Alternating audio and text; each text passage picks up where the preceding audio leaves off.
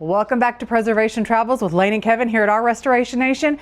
We're in Natchez, Mississippi again this week, as we often are. But this week, we are bringing you the house that we have been dreaming of getting into for 6 long years. In the same family for 128 years. This week, we're bringing you the Parsonage.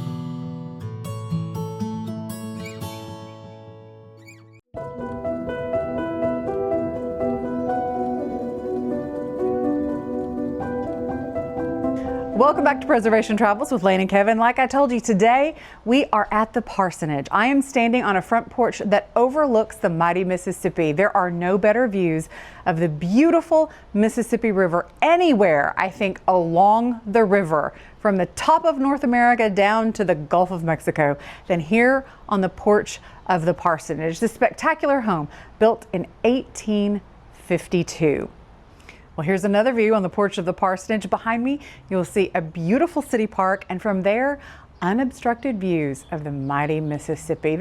This home has had stories abounding about it for generations. So we're going to give you a little bit of the actual history of the Parsonage today. Now, if you were to go on a tour of Rosalie, you would hear that the Parsonage was built by Peter Little for his wife Eliza, because she was a very, very devout Methodist, and she entertained Methodist ministers who were itinerant ministers all the time. So Peter Little built this house and named it the Parsonage for those ministers to keep them out of Rosalie. The truth is, close, but not quite. Peter Little actually donated the land upon which the parsonage sits to the Methodist Church, and the Methodist Church built this home for those very same ministers that Eliza Little was so devout toward. So let's take a look at some of the architectural features that make the parsonage such a spectacular piece of Natchez's architectural fabric. We are so fortunate at the parsonage. In its lifetime, it has had 3 owners. The Methodist Church till 1865, then there was a brief period of vacancy, then Mr. Steele owned the property, and then the Metcalf family bought it. And the Metcalf family have owned this property since 1898. So the property has not fallen victim to having its architectural fabric stripped away, remodeled. It all remains beautifully intact. So here on the front porch, let's take a look at some things. First, you'll notice the incredible ashlar block scoring like we have at Hope Farm. We see this detail in this time period in so many houses in Natchez, Mississippi. This incredible Greek Revival frontispiece surrounding the front door and the beautiful art glass in the side lights and transom. Now, there was an addition done to this property in the 1870s, and it wouldn't surprise me at all if this art glass wasn't part of that 1870s update. If you back up away from the porch of the parsonage, what you see is this incredible Greek temple style design.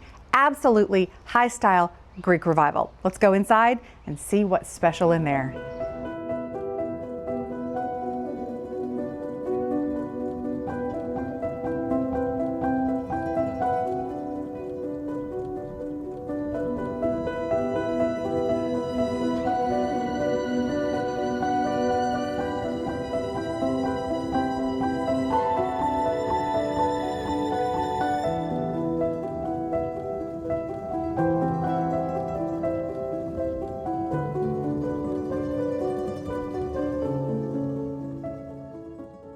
Welcome inside the parsonage. If you're from Natchez, Mississippi, I know that like me, you've wanted to see inside this home for years. What we have is a classic center hall 2-pile Greek Revival design. Now, what is unique about the parsonage and what we don't see remaining very often is that the center hall style has been retained.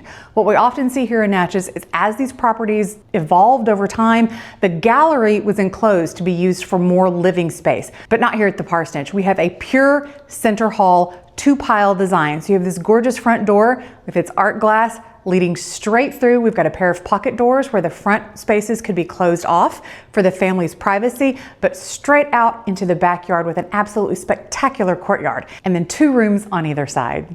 Now today, of course, to us, the parsonage seems exceedingly high style, exceedingly refined with its 14-foot ceilings, its gorgeous details.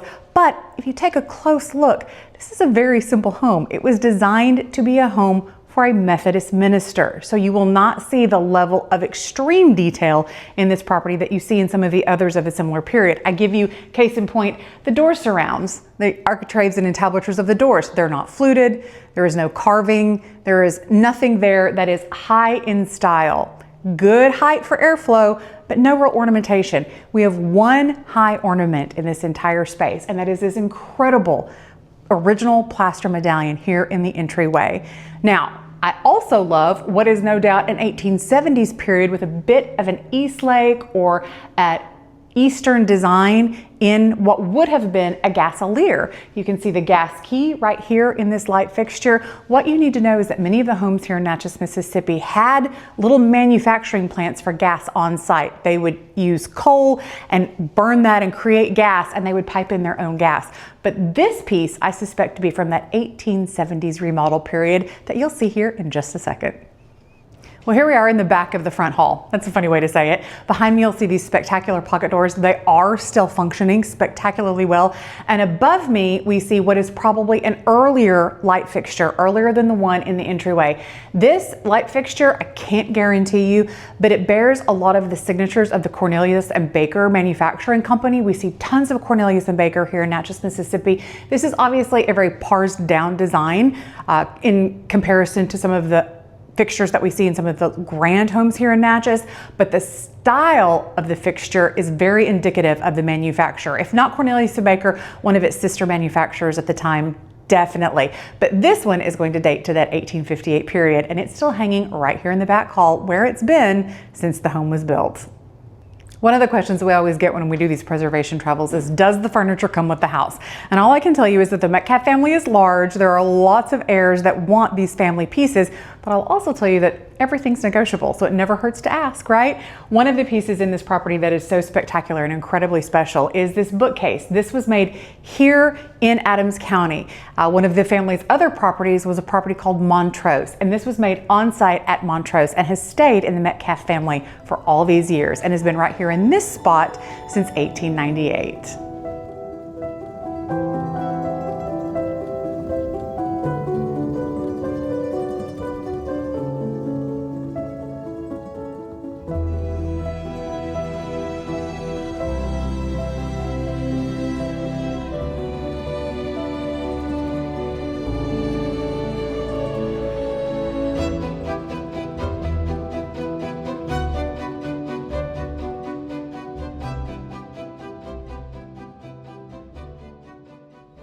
We're in the front parlor. As you enter off the porch, this will be the front room to your left. Formal family parlor. You can see again, like I was talking about, very distinctively Greek Revival design here in this mantelpiece, but very simple in style. Same thing with the window surrounds. But please note, these are jib doors that walk right out onto that front gallery. I love a good jib door. These probably haven't been operational for a while, but nothing that a little paint zipper couldn't take care of for you. Let's talk about one of the pieces of furniture that absolutely will stay with this property, and it's this mirror right here. Family lore is that this mirror has been in situ since the home was built, and during the American Civil War, it was taken down off of the mantelpiece and buried in the grounds at Fort Rosalie to protect it from the invading Union troops. Natchez, of course, surrendered to the Union right at the beginning of the war, but was occupied by Union forces during the entirety of the war. And they did wreak some havoc in the homes in which they stayed here in Natchez. So to protect your items, you often buried them off-site so officers didn't just go dig in the yard and find them. Now, why did they bury the mirrors? Mirrors were extraordinarily expensive. You have to understand this is a mercury glass mirror. The process to create this mirror is very intensive. It's very difficult. Most of them were manufactured in France. They had to make it all the way across that big blue ocean to get into New York, and then they would have to come down the Ohio, down the Mississippi to get here to Natchez. So of all the things of value in the house, the mirrors were definitely at the top. So the fact that this remains here after all that time, all of the things it's reflected, think about that for a second. It's reflected the Civil War.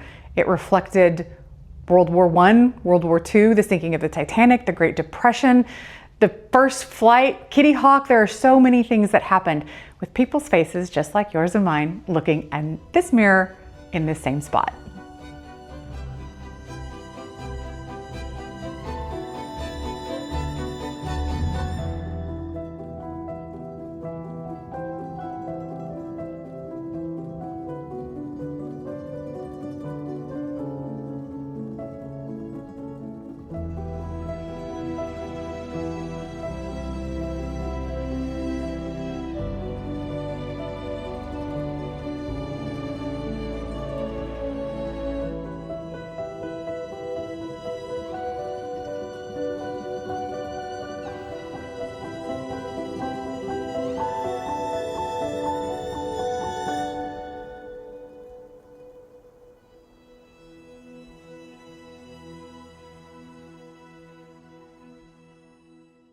Now we're in the room being used as the family's dining room. Again, it has a twin mantle to the front parlor, an absolutely spectacular space filled with natural light.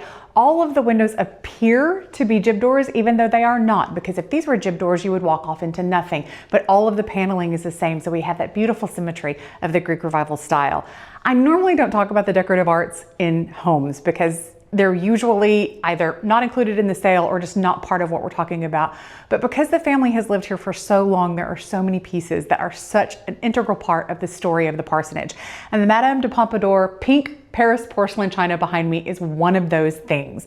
So for many, many years, the Metcalf family lived here, and the last two heirs of Rosalie lived just across the street. They were two sisters who lived there up until they passed away, and the property was purchased by the Daughters of the American Revolution. This is the original china that was part of the Rosalie estate. As the sisters aged, they would get into financial difficulties. The owner, the Metcalf family here, would often help them out with those financial difficulties, whether that be taxes or upkeep. And part of their payment for his help was to give him certain items. And this is one of the items that came here to the parsonage as part of that payment. So this half of the china remains here at the parsonage, and the other half of the china is at one of the family's other properties, Fair Oaks.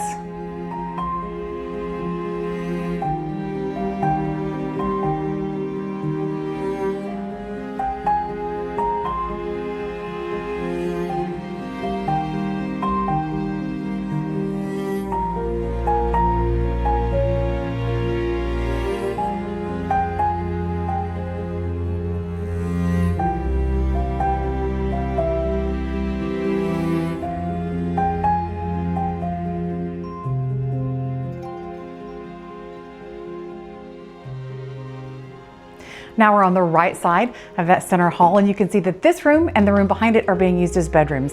So let's take a minute just to look through these spectacular spaces.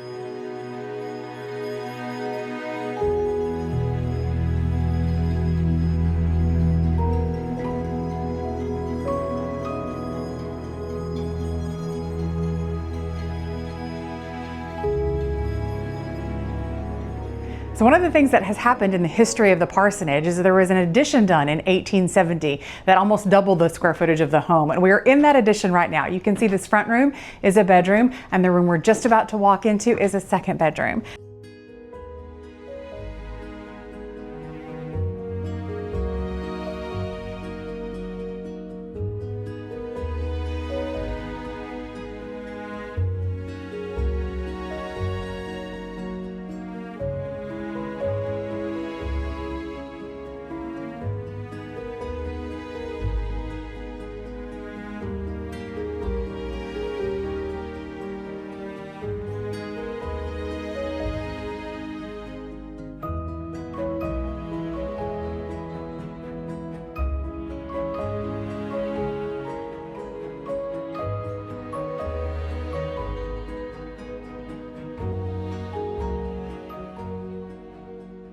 Please look at this bed. This is my dream bed. I've told the current owners that if the bed disappears, I have absolutely no idea what happened to it. I'm in love with it. But one of the things I want to show you is this light fixture. Do you see how it's weighted on a series of pulleys? This originally would have been an oil fixture, an oil lamp, and we would have needed to raise and lower it to fill it with oil, turn it on and off, raise it back up, bring it down if you needed more light, raise it if you needed less light. What an absolutely spectacular thing to have extant with its original lead weights still attached.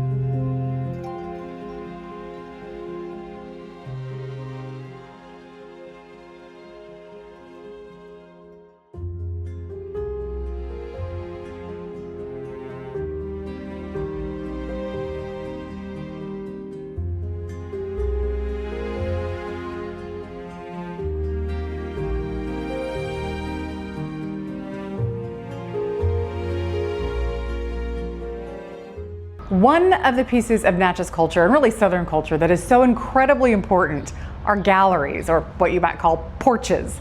Because of the atmosphere here in the South, we are in a subtropical climate. Outdoor living space is as important as indoor living space. Now, there are some absolutely phenomenal outdoor living spaces in Natchez, Mississippi, but I honestly don't know if I have seen one quite as beautiful as what you have here at the Parsonage. This beautiful triptych arch, the incredible courtyard behind me, this home with this courtyard, an absolutely breathtaking piece of architecture.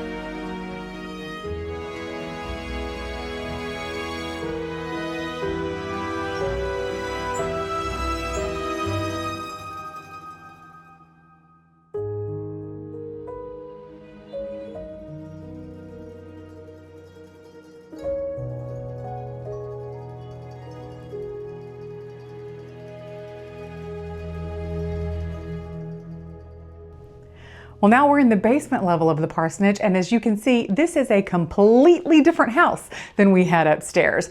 I think it's important to point out that initially this space was probably used as housing for enslaved domestic servants. Of course, this was never a farm. There never would have been farm labor going on here, but everyone during the pre-emancipation period all over many parts of the United States, but of course here in the South, would have had enslaved servants doing house labor, body servants, and so more than likely this space was used for housing of enslaved workers, laundry spaces, possibly a summer kitchen, though with the heat here in the South, not necessarily likely. We even could have possibly used this space for the overwintering of some small domestic stock animals that we would have had, maybe some pigs, maybe some chickens. Who knows? Who knows what this space was used for initially?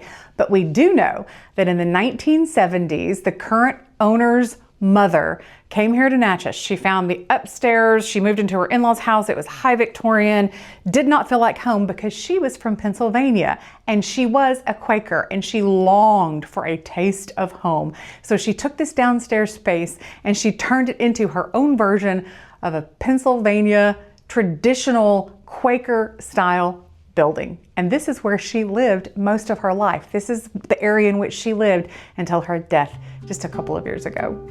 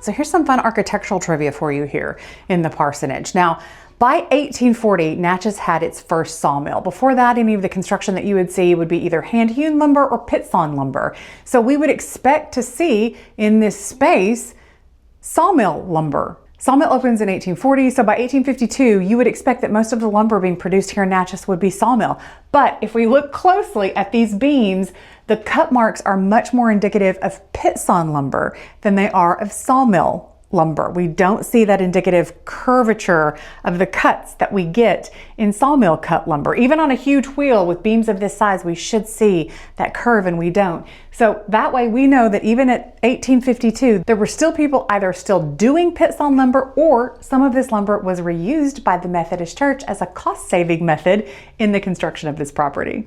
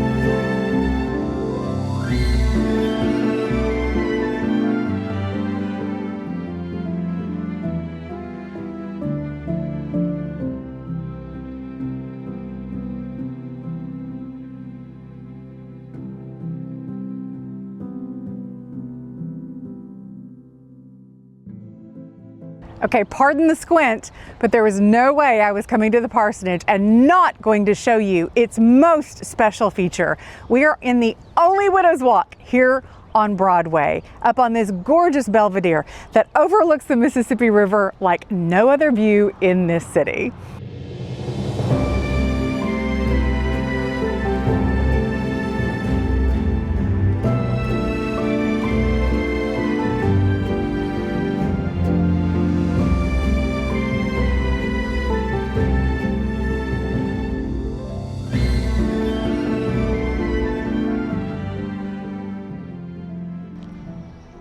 Well, we hope you've enjoyed this trip inside the parsonage with us today.